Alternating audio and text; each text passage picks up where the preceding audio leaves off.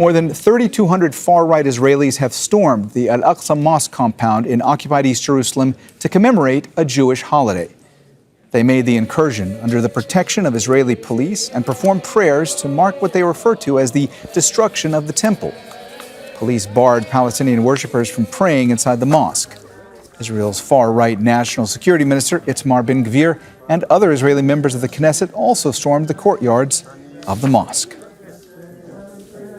Palestinian officials have called Ben-Gvir's incursion a dangerous escalation, saying the holy site is an exclusively Islamic place of worship.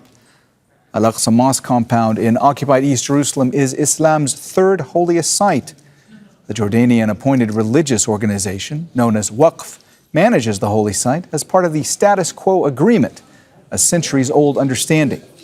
But Israeli police control the site's access points and are responsible for security. Non-Muslims are allowed to visit the compound as tourists, but are forbidden from praying as part of a 1967 agreement. Well, let's get more on all this from Nour Odeh. She's joining us live from near Ramallah in the occupied West Bank. Nour, as we know, this has happened many times before at Al-Aqsa Mosque compound. What has unfolded in this latest incident? Well, Mohammed, there's an upward trend of the kind of incursions that we're seeing. In this particular incident, since the early hours of the morning, we've seen now more than 3,000 right-wing Israelis storm the Al-Aqsa Mosque compound, perform prayers in violation of the historical status quo, and they're accompanied by ministers and members of the Knesset, as you said earlier. This is, of course, accompanied by severe restrictions on the access of Palestinian Muslims to the holy shrine, on the entry of Palestinians to occupied East Jerusalem in general, including restrictions on checkpoints like Qalandia connecting Ramallah with Jerusalem, but also inside the old city. The movement of Palestinians has been restricted.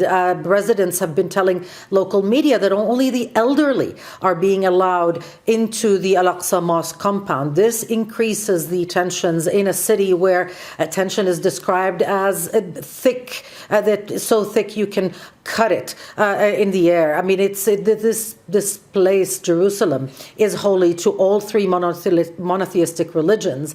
Al-Aqsa Mosque compound is a point of contention. This is a place where the Israeli right wing is trying to impose sovereignty, impose control, not just in violation of agreements, Muhammad, but in violation of the sentiments, the religious sentiments of Palestinians in Jerusalem. And that could prove very dangerous. So, Nour, as you just mentioned, some prominent Israeli government members have also stormed the site.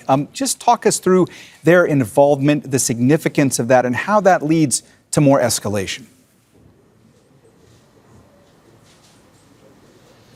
Well, the participation of the Minister of National Security, Itamar Ben-Gvir, prominent members of the Knesset, including those belonging to the Israeli Prime Minister's Likud party, indicates official endorsement. And that is the strategic difference between earlier incidents in years gone by and what is happening right now.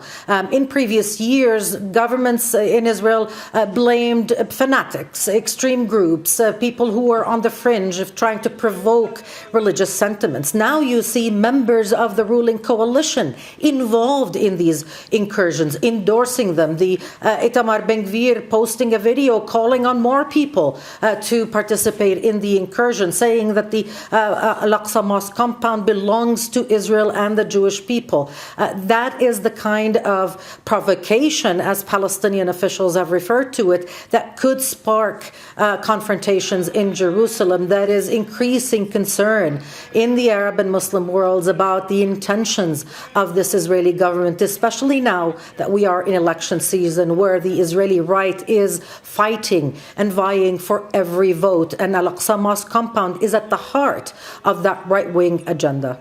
All right, that's Nour Odeh live for us from near Ramallah in the occupied West Bank. Thanks so much, Nour.